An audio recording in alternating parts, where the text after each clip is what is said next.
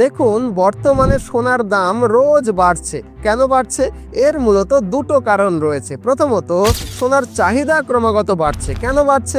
কারণ যখনই বিশ্ব অর্থনীতি সংকটের মুখে পড়ে বা পৃথিবীর কোথাও দীর্ঘ কোনো যুদ্ধ চলে বা করোনার মতো বিশ্বজুড়ে কোনো মহামারী আসে বা অন্য কোনো কারণে বিশ্ব অর্থনীতি টালমাটাল হওয়ার সম্ভাবনা তৈরি হয়, তখন মানুষ শেয়ার বাজার বা অন্যান্য বিনিয়োগ থেকে টাকা তুলে সোনা কেনা শুরু করে। কারণ তাদের মনে হয় যে কোনো সময় কিছু অপ্রত্যাশিত ঘটে যেতে পারে।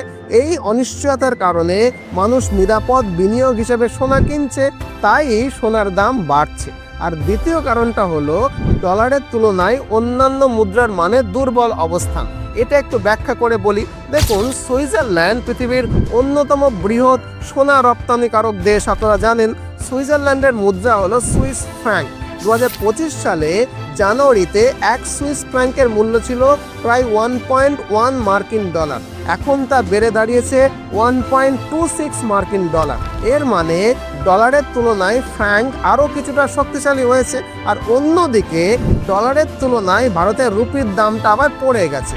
তার মানে সুইস ফ্র্যাঙ্কের তুলনায় ভারতের রুপির দামটা আরও পড়ে গেছে।